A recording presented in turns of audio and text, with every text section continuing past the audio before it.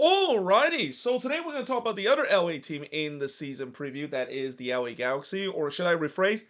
We're doing the season preview of the defending MLS Cup champion, that is the Los Angeles Galaxy. And there's no doubt that whenever we talk about defending MLS Cup champion in the season preview, the number one question we always ask, and might as well just jump into part of the free big question that I'll ask about this team: can they repeat as MLS Cup champion? Can they do something that they haven't done since 2011? And in fact, they're the last team to do so when it comes to repeat as MLS Cup champion. That they did it back in 2011 and 2012. That is. And when you look at the talent wise, yes, I think this team definitely has a shot to repeat as MLS Cup champion, and definitely have a shot to do what their crosstown rival did. That is LAFC going back to MLS Cup for the second consecutive year. But realistically, can they do it? That's where there is definitely a big question mark, and I'm kind of leaning toward the no category. I know, obviously, Galaxy fans are not going to be happy about it, and they probably think that I'm a hater of the team since I'm a Quakes fan and also a Minnesota fan, and I know what happened to the Galaxy in the playoffs, eliminating Minnesota in a pretty vicious way. But the reason why I'm kind of leaning toward the no category is mainly they did lose some key players, especially in the midfield. There's still a question of how much they can labor the Riqui Puig injury. Obviously, he suffered the torn ACL in that Western Conference final match. They're probably going to have to labor that loss at least until the middle of the season. But also, I think the big thing I've always mentioned when it comes to why is it so tough to repeat as MLS Cup champ. Well, one, you got the MLS Cup hangover, which I don't think this team might suffer.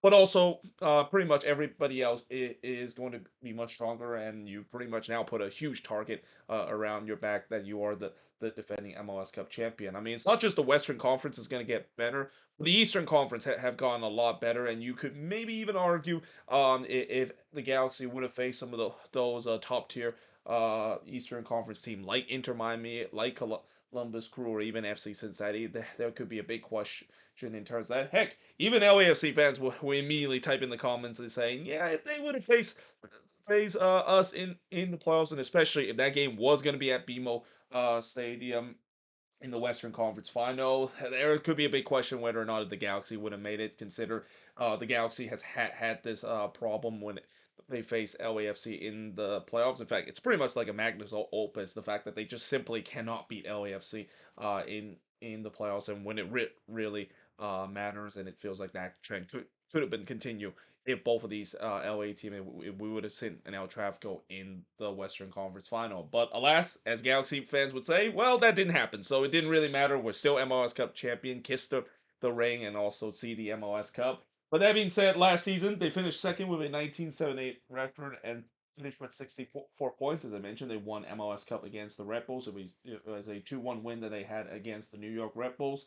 The head coach, Greg Vanney, he's been there since 2021, and he's pretty much already done what he did in his last job to bring an MLS Cup to the Galaxy when he bring an MLS Cup to Toronto FC in his previous job. The GM, of course, is Will Kuntz. He is definitely a big architect in terms of this MLS Cup run, and really completely changed the fortune of this Galaxy team as well, because we all know about what happened to the Galaxy in the previous season, and really for the previous decade as well. They had this long struggle throughout their time. Really has took a huge fall from grace, and last season was not only a huge return to the glory, but really once again solidified why the LA Galaxy is considered to be the biggest team and one of the most well established team in MLS history.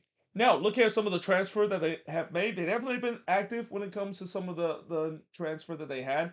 First of all, they of course were involved in a blockbuster trade where they sent Gaston Brookman to Nashville, and in return they get Sean Davis from Nashville SC. They also added some depth in the defense in Mateus Jorgensen, transfer from Anderlecht. Then they of course signed free agent JT Marcinkowski, who could be a backup goalkeeper for this team. Consider Makovic, their other backup goalkeeper. I think he didn't resign with this team. Then you have Mario Yoshida, who also re-signed, followed by Brady Scott and Eric Zavaleta. They also signed an MLS Next Pro player in SL Instant, and then recently they got Elijah Winder from Louisville City. Now, in terms of some of the players that they lost, they definitely lose some couple of key guys. First of all, they declined the option of Martin Caceres. That one is not a big surprise, considering he is getting older, and it looked like he was always on his way out. And then, of course, as I mentioned, in terms of part of that blockbuster move where the Galaxy got Sean Davis. In return, they decided to send Gaston Brugman the other way to Nashville. And I know Gaston Brugman has kind of dropped down the pecking order in recent year, but he's still a good midfield fill, and that's a bit of a big depth that the Galaxy lose in terms of the midfield. Speaking of depth, they also traded Jalen Neal to Montreal as well. Again, a good depth piece in the defense, and in some way very similar to the Gaston Brugman situation. Used to have the starting role for the Galaxy, and then got injured and really never won that spot back. But I argue probably maybe the biggest, or at least right now, that the biggest move that is confirmed this off season, and the piece that they lost probably the most this off season. It's going to be letting go Mark Delgado to not just any team, but also their crosstown rival, that is LAFC. I mean, I'm pretty sure Galaxy fans are going to be a little bitter about that because Mark Delgado knows a lot in terms of the midfield, especially when Riqui Puig is not there. He was a very good replacement piece in terms of that, but now they decided to trade him to LAFC. That is. And then the next move is also another big one, though it's not confirmed, but it is very close to being done. That, of course, is sending Dejan Joveljic to Sporting KC. Now, for people wondering why in the world they thinking about selling Dejan Joveljic, one of their best number nine, and really their main number nine, to another team. Well, unfortunately, the problem with the Galaxy is that because Jovic is going to turn 23 and he's no longer qualified in terms of that U22 initial roster rule. That means that Jovic will have to his contract will have to count toward the cap, and since the Galaxy are pretty pretty close to hitting that cap, if not really at a point where they just don't have any more cap space remain. They had no choice. They had to trade him to somewhere else. It sucks, but it has to be due, and that's kind of one of the problem when it comes to MLS roster rule. That salary cap restraint really kind of set back in terms of what some teams can do with having a talented roster, and also kind of the reason why people say that MLS team will never compete in some of the bigger continental stage, like the Champions Cup, or even the Club World Cup that is coming in July and June, because with all these cap restraints, you basically had to force to sell one of your best players just because you're trying to get under the roster, these roster rule that MLS has. If it wasn't for that, there was no doubt that the Galaxy was not going to sell Dejan Joveljic, even if there was reports saying that he could be going to Liga MX as well. Now, looking at the first 5 games for the Galaxy, so they had their first game back after winning MLS Cup against San Diego FC, so that should be very interesting. Welcoming the new boys of MLS in their very first game at home. Then they play on the road against Vancouver before playing against St. Louis at home. Then they go on the road to play against the Timbers, and then go on the road to play against Minnesota United. So yeah, these some of these games I would say are games that they should be able to win. I cannot wait for this game between the Timbers and the Galaxy, because one of the reasons why the Galaxy was so entertaining last season is that while their attack has been incredible, their defense, yeah, there's still a lot of question in terms of that, and I think heading into this season, it's kind of the same thing where yes, their defense kind of hold firm throughout the playoffs. Can they do it throughout the entire season? But one of the other reason is because every time when the Galaxy play against the Timbers, and the Timbers is another team that's similar to the Galaxy, have a very heavy attack but questionable defense, something tells me that game is going to be absolutely crazy and should be almost El Trafico level of barn burner style in that one, and I can't wait for that game to happen. But looking at the last 5 games, so we got the rematch of the Western Conference Final on September 13th against the Seattle Sounders on the road. Then they have FC Cincinnati at home before playing Sporting KC at home. Then they go on the road to face against Dallas, and for their decision day game, they get to play at home against Minnesota United. So again, there are some tough games out there, but some manageable game that they of course play. I think the first 2-1 will definitely be tough when they're looking at the last 5 game. That is. But now moving forward to looking at the strength of this Galaxy team, it's got to be the attack. I mean, even without Riqui Puig, you know this attack is still really decent. I mean, with the likes of Gary Peck should have another great season, and even Joseph Painter as well. Even if they're missing one of the three killer keys that is with this Galaxy attack, it should still be a decent attack. Though I will say, losing Jovic is going to be tough, and this is where there could be a question of whether or not if they might maybe think about finding a replacement as soon as before the season begin will come up. Now, the weakness of this team is got to be the midfield and defensive depth. Now, unlike LAFC, where I talk about the depth as an issue for that team and also the defense as well, and how they don't really have that. Well, the Galaxy actually do have some depth in terms of their midfield and defense, but I do have question when it comes to those depth pieces, whether it's better than the one that they of course sold. So again, guys like Gaston Brookman and Jalen Neal, those are really good depth piece that they had. Guys that will step into that role like Elijah Winder and even Matthias Jorgensen.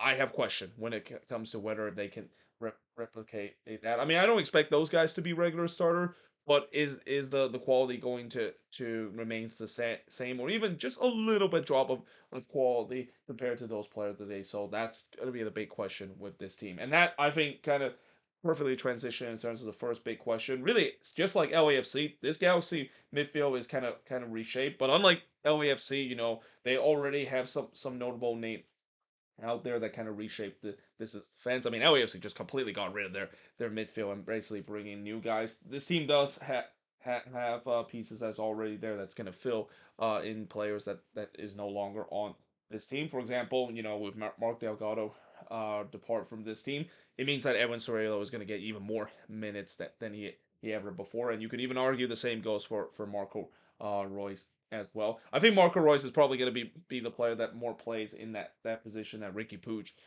currently plays. And when Royce came into this team last season, just like what I said about Olivier Giroud with LAFC, he was very uninspiring during his time with the Galaxy. And this is just another example of how the league has changed compared to what we see a decade or two ago, where it used to be where you bring these big name superstar player from Europe that is pretty much coming to MLS to get one last paycheck. They could play a huge role to your team that is. And well, I know people will point out, well, what about Lionel Messi and his friends? Yeah, that's a bit of an outlier. We know how Messi is and how you could argue he can still be at his best even if he's playing in Europe as well. But for guys that are kind of not like at the Messi level tier of greatness and in terms of superstar kind of talent, like Marco Reus, like Olivier Giroud, a decade ago those guys could be very useful for MLS team in terms of helping them get to the playoffs or even make a playoff run.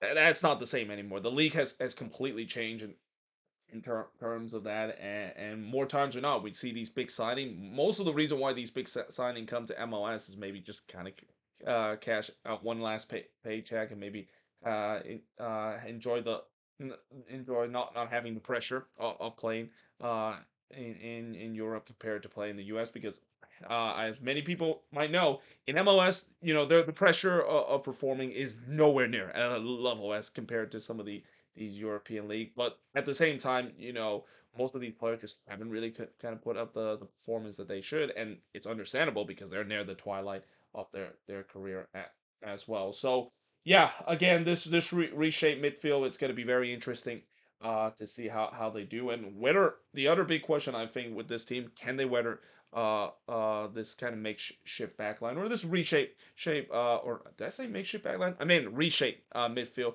that is until Riqui Puig does come back somewhere in the middle of summer. There's no timeline in terms of when he's gonna come back. He torn that ACL like near the end of November, and I'm no doctor, but usually torn ACL injury it might takes about like 7 to 9 months to recover. So I would say at the bare minimum we would be looking probably around August or September. That is the time when Puig potentially could be back in the starting 11 of this team. Do they have? Did they get a young U22 number 9 now that Jovic potentially is going to be move on due to cap restraints? So as I mentioned before, that's a big question that they of course is going to have to address. And again, it's very unfortunate that they lose to Jovic due to cap restraint, but it has to be done, and that is going to be, I think, the next big target that this Galaxy team is looking to try to get in this offseason. And then, of course, I already mentioned about whether or not they can repeat as MLS Cup champion. But now the other big question is, can they go for the CONCACAF Champions Cup? So, when you look at this team, there is definitely a chance that you could say that they could be one of the favorites of lifting the CONCACAF Champions Cup, albeit, I will say that when you look at other MLS team that is involved in this competition, and I'll probably even do a video in terms of who is the more likely to win the CONCACAF Champions Cup, that is when the CONCACAF Champions Cup is actually about to start, though pretty much every MLS team is not going to be involved until a couple of days before the regular season begin. That we'll see which team has the biggest chance to join the Seattle Sounders as the only MLS team to conquer the CONCACAF Champions Cup mountain. And that's kind of a question for the Galaxy whether they can do so. Now, if they did have Riqui Puig, I would say absolutely. They would have absolutely have a chance to be one of the top contender. They would be right up there in terms of Inter Miami and even Columbus in terms of the teams that I think could conquer the mountain in terms of winning the CONCACAF Champions Cup, but they don't have Riqui Puig, at least throughout this tournament. So that definitely kind of dwindled their chance a little bit. And not to mention, going back to the midfield and defense, it's a thing. I mean, I feel like it's gone a little bit weaker than what we see in the past. I mean, I know their attack isn't amazing, but we'll see whether or not if that's enough to mitigate in terms of the midfield and defense. That there's a lot of question in terms of that spot to heading into this season and even into this cup competition. So the expectation for this Galaxy team, obviously, I know some Galaxy fans will say, well, it's repeat MLS Cup champion. I'm not gonna put that expectation because I think that one, that's kind of a little unrealistic or unrealistic expectation consider winning back-to-back MLS Cup. There's a reason why no team has done it in a decade. It's so hard to do so, and even though the Galaxy were the last team to do so, it doesn't change the fact that it is hard to repeat as MLS Cup champion. But I think just a good MLS Cup defending season, that could be a good expectation. But also gunning for other trophies. So again, the CONCACAF Champions Cup might be one of the trophy that the Galaxy might be going for. They might even go for the Leeds Cup as well. That's another trophy that they might have a chance to do so if they want to get back in the CONCACAF Champions Cup next season as well. But overall, when you win an MLS Cup, I would say the pressure maybe is a little bit less when it comes to league play, because anytime when you win, when you conquer the mountain of MLS, the following season the pressure does relieve a little bit. Though that also means that the pressure of winning other competition is there as well, because as we know about the LA Galaxy, they have a high expectation that they set on themselves, and they want to continue to be the at the top tier of the mountain in terms of one of the most premier team in MLS, and we'll see whether or not if that's going to be the case heading into this season. But there you have it. That is pretty much it. Looking at the LA Galaxy, and as always, let me know in the comments below. What do you think of this season preview? If you're a Galaxy fan, what do you think the strength, the weakness, and the freak big question is for this team? Until then, hope you guys enjoyed this video. If you do, make sure to leave a like, smash the subscribe button, and yeah, I of course will see you guys next time.